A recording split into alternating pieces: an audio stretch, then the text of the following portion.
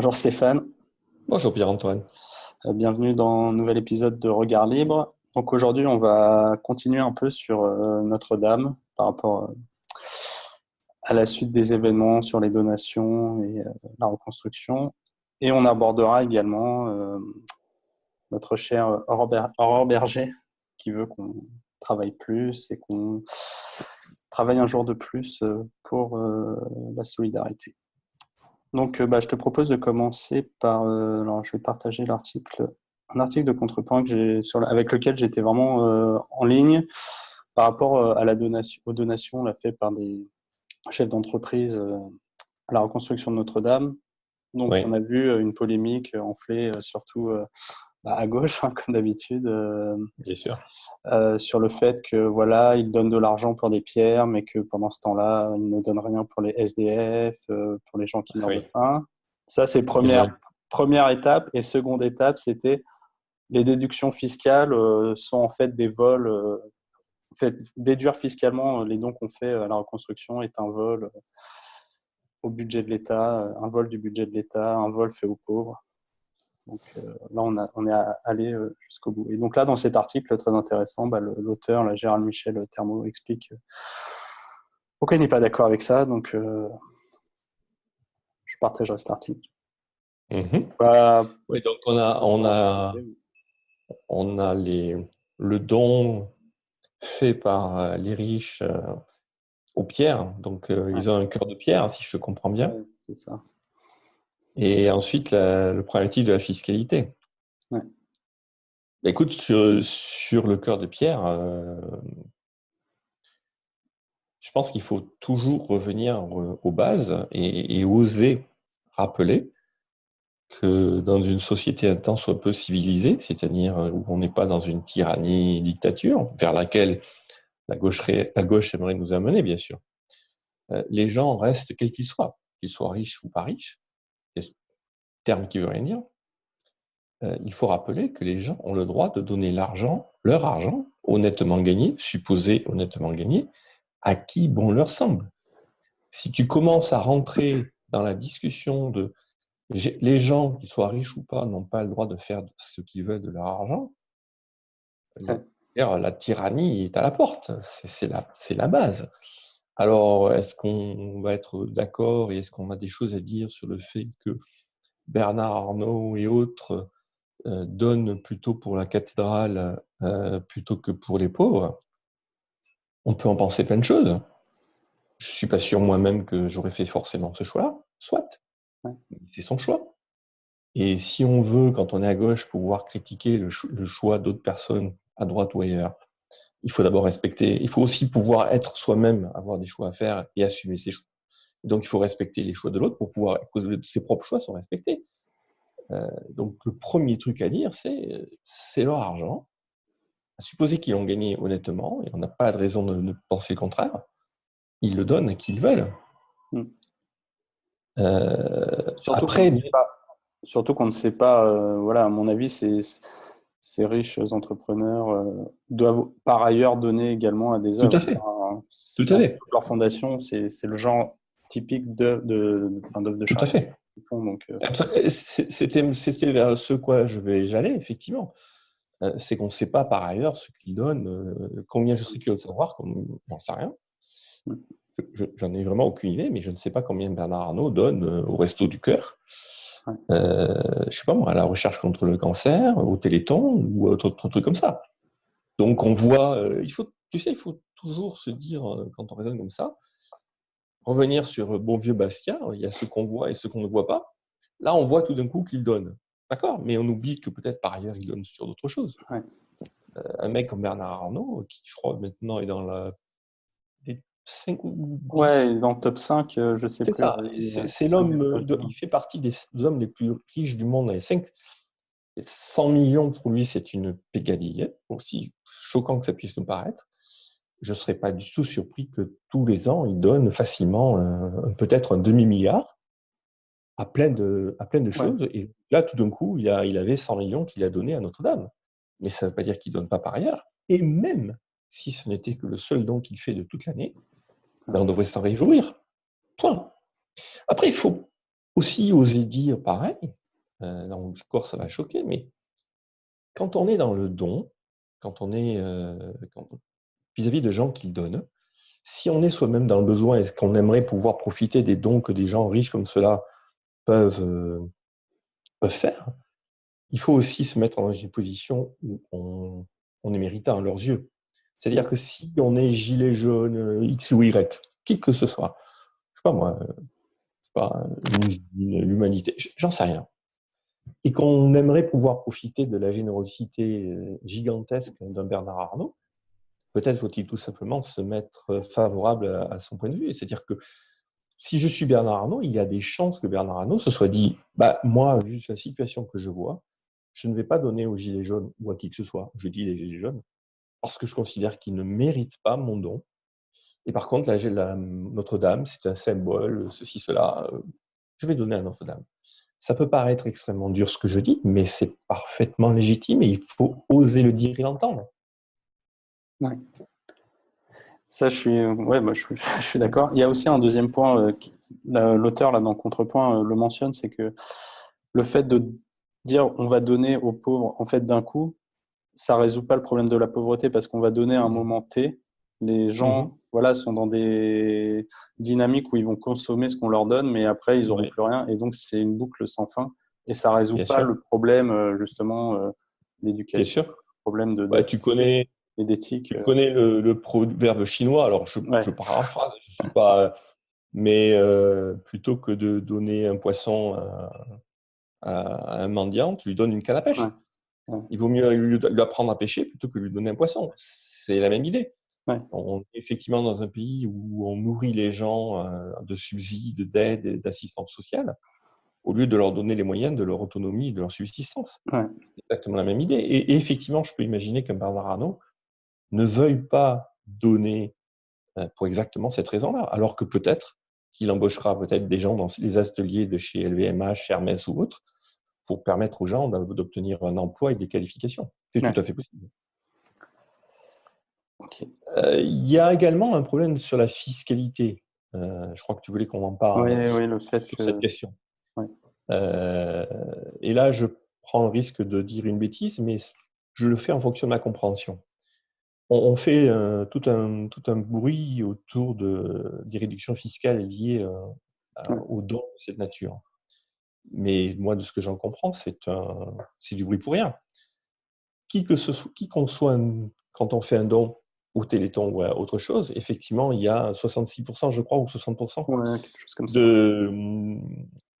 de, comment dire, de dégrèvement fiscal, je suis pas Ouais, ok, qui est accordé. Mais il faut réfléchir un petit peu. Moi, je donne 100 francs à Téléthon, par exemple. Ok, 100 euros, pardon. Je les donne effectivement. Ok, il y en a 40 qui me reviennent. Très bien. Mais de deux choses une, soit au bout du compte, le fisc n'a gardé que 60 euros. Très bien. Et donc, on a fait un don de 60 euros et je vois pas où est le problème. Ok. Soit le fisc, effectivement, finance les 100 euros qu'on a donnés. Et donc, ok. Et donc, les 40 euros, ils vont venir d'où? Ils vont être financés par qui? Ils vont forcément être financés par d'autres impôts. ouais, Donc la question, et je n'ai pas la réponse, mais il n'y a que deux scénarios possibles. C'est soit quand on fait un don, qu'on a donc une déduction fiscale, revenons sur la Notre-Dame, soit les 100 millions de Bernard Arnault vont effectivement devenir 100 millions pour la Notre-Dame. Ok. Soit au passage, il y a 60% de déduction, et donc en fait, il n'y a que 40% qui arrivent à Notre-Dame, 40 millions, pardon, qui arrivent à Notre-Dame. D'accord. Soit il y a déduction et les 100 millions, et dans ce cas-là, la différence est payée par nous tous, sur d'autres impôts. ouais, ouais, Il y a pas, alors, je ne sais pas lequel des deux scénarios est le bon, mais je pense qu'on oublie le scandale, on l'oublie. Je pense que la réalité, c'est que soit en fait, l'impôt ne transmet pas l'intégralité du don, puisqu'il fait un aller-retour, soit il transmet l'intégralité du don et en fait, il fait payer les autres. ok. Bon. Là, j'ai pas la réponse non plus. Non, moi non plus, mais tu comprends, dans les deux cas, ça pose question. Dans les deux cas, pour moi, ça pose question, puisque dans un cas, le don, la générosité liée au don n'est pas intégralement transmise. de manière arbitraire, soit elle est transmise, mais dans ce cas-là, elle est payée par les autres. Et c'est encore plus scandaleux. Ouais. Ok. Donc on va continuer sur, c'est toujours Notre-Dame et c'est un article donc qui est paru sur le site de France Info qui dit qu'après l'incendie de Notre-Dame, on doit déclarer un état d'urgence patrimonial. Donc Ouais. la personne qui a écrit, je ne sais pas qui est la personne qui a écrit ça. Peu importe. Signataires, oui, c'est une tribune, c'est il y a des signataires, tu vois, une liste de signataires, voilà. C'est une liste. Secrétaire général de l'Observatoire du patrimoine religieux, Jacques Perrault. Enfin, voilà, un ensemble de signataires, a priori du monde de la culture et du patrimoine, qui veulent voilà, créer un plan d'urgence pour soutenir ce secteur. Ouais. Moi, ça me fait réagir, ce genre de choses. Et quels que soient les sujets, on a eu le plan d'urgence il y a pas si longtemps, il y a 2-3 ans, on était encore en état d'urgence. Quelle que soit la motivation, la notion d'état d'urgence, moi, me fait toujours réagir. Ou de manière générale, la notion d'urgence me fait toujours réagir. Parce que c'est une caractéristique de l'abus de pouvoir. Ouais. Là, on est sur un sujet qui est culturel. Le patrimoine a probablement, je pense que c'est vrai, besoin d'être mieux entretenu. C'est probablement vrai. Mais à partir du moment où on rentre dans des logiques d'urgence pour justifier, parce que c'est ça l'objectif, on ne dit pas juste qu'il y a une urgence. Ouais, et se faire taire la contestation. Quoi. Oui. On ne peut pas réfléchir. Si les gens qui appellent à l'urgence étaient un tant soit peu cohérents, ils se retrousseraient les manches d'abord eux-mêmes, monteraient des projets d'initiative, iraient chercher les Bernard Arnault de ce monde, et iraient chercher le financement des projets d'initiative qu'ils imaginent nécessaires pour les mener à bien, eux-mêmes, ou en tout cas les piloter. Mais ce n'est pas ça qui est fait. C'est qu'on prend évidemment une urgence, quelle qu'elle soit, pour dire c'est important, c'est important, c'est important. Monsieur l'État, donnez-nous de l'argent des impôts pour mener ces initiatives à bien. C'est bien sûr ça qui est fait. Ouais. Alors que ce soit pour le patrimoine, que ce soit pour la sécurité pour suite au l'écologie. Bataclan, par exemple, Ouais. ou que ce soit la sécurité liée aux dégradations sur les Champs-Élysées, quelle que soit la raison, ça ne change rien. On prend un prétexte utilitariste d'une urgence supposée, déclarée, tout d'un coup qui arrive comme ça, pour motiver la violence qui est faite par un accroissement d'impôts, c'est-à-dire un vol, auprès de tout le monde, pour une action qui est peut-être tout à fait légitime, et si elle était légitime, justement, elle devrait pouvoir trouver un financement par elle-même. Ouais. Premier point. Deuxième point, le meilleur moyen d'accroître le pouvoir de l'État, c'est justement de faire appel à l'urgence. Or, c'est contraire à tous les principes de fondement du droit, de notre République, etc.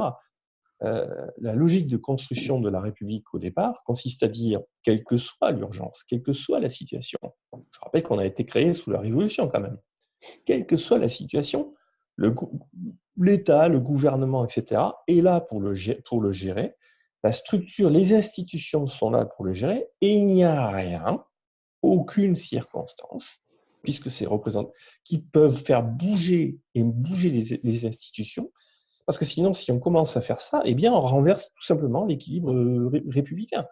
Je fais pas libertarien quand je dis ça, j'essaie de rentrer dans la logique républicaine, d'accord ? Mais c'est ça la logique. La logique républicaine te dit, il y a des institutions, et ces institutions doivent résister à toutes les circonstances, quelles qu'elles soient. Il n'y a jamais d'urgence qui justifie de changer les institutions. Sinon, les institutions ne servent à rien.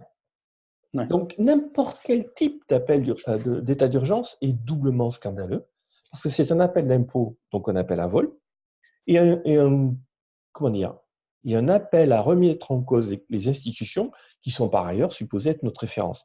Alors, après, moi, en tant que libertarien, je pense qu'au contraire, c'est la preuve que les institutions ne fonctionnent pas. Mais c'est un autre sujet.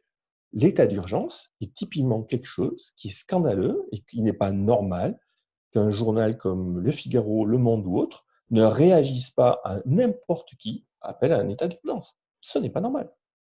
Un état d'urgence, c'est scandaleux. Ok.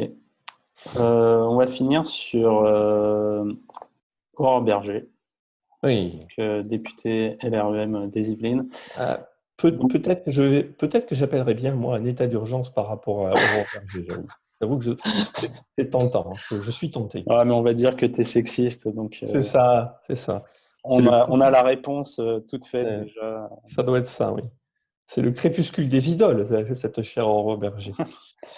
Mais Donc, bon, oui, dans un article, donc là, c'était dans une interview sur RTL, oui, où elle était favorable à un deuxième jour férié travaillé, d'accord. suite à ce qu'avait annoncé Macron sur la nécessité de travailler plus pour financer les baisses d'impôts. Ça, c'est extraordinaire. La phrase ouais, est magique. Donc, bah, je mettrai le lien encore. Donc, peut-être qu'on peut ouais, discuter du fait de travailler plus pour payer moins. Et je voulais juste, ouais, après qu'on parle de sa phrase quand elle parle de on est prêt à contribuer plus. Par contre, on veut savoir où ça va. Ah oui, Comme elle utilise beaucoup le on, ça, je sais que tu aimes bien j'aime bien Laurent, oui. poser la question du on. Qui est on? Je pense qu'on pourra en parler aussi. Ouais. Voilà. Écoute, j'imagine plusieurs choses sur cette histoire. D'abord, travailler plus. On a déjà parlé plusieurs fois de la valeur du travail qui n'existe pas. Je trouve ça toujours très paradoxal dans ce genre de choses. Quand on fait appel au travail en plus ou en moins, on ne se pose jamais la question de la valeur qui est produite, de la productivité. On considère qu'il y a un lien direct entre le fait de travailler plus et produire plus ou produire moins. On oublie complètement que si on veut avoir des impôts, il sera supposé que les impôts soient une bonne chose, il ne faut pas, non pas qu'on travaille plus, mais qu'on ait plus de production et donc une meilleure productivité. Et on pourrait très bien en fait avoir plus de production et une meilleure productivité en travaillant moins, avec Ouais. des robots par exemple. Par exemple. Et premier point, donc déjà ça montre que le raisonnement est extrêmement basique. On reste sur une vision que pour moi est très marxiste, en tout cas très ancienne, où il y a un lien direct entre travail et production. On est vraiment à l'usine, c'est les temps modernes, on n'a pas évolué par rapport à ça. Ça, c'est un premier point. Euh, Ensuite, le deuxième, c'est qu'on est quand même, on est face à des gens qui se disent être des progressistes, je pense, et que c'est quand même assez paradoxal à l'époque où on a connu les 40 heures, Les les 40 35 heures, etc. On est quand même vis-à-vis de gens, et ça dessus, je pense que c'est vrai, une tendance vers laquelle on va, où on devrait travailler de moins en moins, non pas parce qu'il y a moins de travail, ça n'a aucun sens, simplement parce que le niveau de vie s'accroît, que la robotisation va nous permettre de travailler moins pour gagner tout autant, voire pour gagner plus, et qu'il est dans l'ordre des choses de l'espèce humaine, du fait du progrès, de la technologie, du capitalisme, merci le capitalisme, que le niveau de vie augmentant, on ait besoin de travailler moins pour gagner autant ou plus. Donc, si elle était vraiment cohérente, elle dirait, écoutez, OK, on a besoin d'impôts, mais la tendance, c'est d'être de travailler moins. On va vous aider à avoir plus de productivité, quitte à prendre des impôts dessus. Bon, tu vois, donc on est même plus dans une réflexion progressiste, on est purement marxiste. Allez, on va plus d'impôts, on travaille plus parce que le Ouais, travail égale le produit. Ouais, l'ouvrier modèle qui travaille. exactement. On est tous des ouvriers. Exactement. On est resté à Germinal. On est toujours à Germinal. Ils n'ont pas bougé depuis Germinal. Bon, et puis bien sûr, justifier le besoin de travailler plus pour pouvoir avoir une baisse d'impôts, c'est encore plus extraordinaire. C'est à nous de travailler plus et non pas eux à dépenser moins. Ouais. C'est quand même extraordinaire. On va justifier la baisse en gros, si vous voulez qu'on vous impose moins, il faut bosser plus parce que nous, on ne peut pas dépenser moins. C'est ça qu'il nous dit. Ouais. Mais c'est n'importe quoi. Monsieur Macron, c'est à toi de dépenser moins d'abord et on verra ensuite si on est d'accord pour te donner des impôts. Enfin, Ouais. Après, c'est même la question du temps de travail, quoi. Enfin, en quoi l'État doit imposer la durée du temps de travail. Enfin bon, il n'a pas à se mêler du temps de travail, il n'a pas à se mêler de de la l'âge, de la retraite, tout ça. Non, tout ça ne le regarde pas. Si moi je veux De- partir maintenant, je devrais pouvoir partir maintenant à la retraite si Bien j'estime sûr, que j'ai pourquoi pas. les reins assez. De même que tu dois pouvoir aussi faire deux boulots en parallèle, pourquoi pas. Ouais. Ça ne les regarde pas, en aucune Ouais, ça manière. j'ai vu d'ailleurs que pour les deux boulots en parallèle, quand tu es en CDI, tu peux pas forcément. Hmm. Tu es limité en nombre d'heures supplémentaires que tu peux faire dans un autre boulot, quoi. J'ai Ouais, découvert ça, ouais. j'étais assez surpris, quoi. Non, tu comprends, tu ne peux pas faire de la concurrence déloyale aux autres travailleurs. C'est Donc il ne vrai. faut pas que tu travailles trop. Le gâteau est Tu as fini. le droit d'être un travailleur, mais tu ne peux pas être un trop gros travailleur. Ouais. Je te dis, on marche sur la tête. Ok. C'est tout pour aujourd'hui alors. Merci Stéphane. Mais je te Pour ces conseils. remercie. Une bonne semaine à toi. Ouais, À bonne bientôt. semaine. Salut.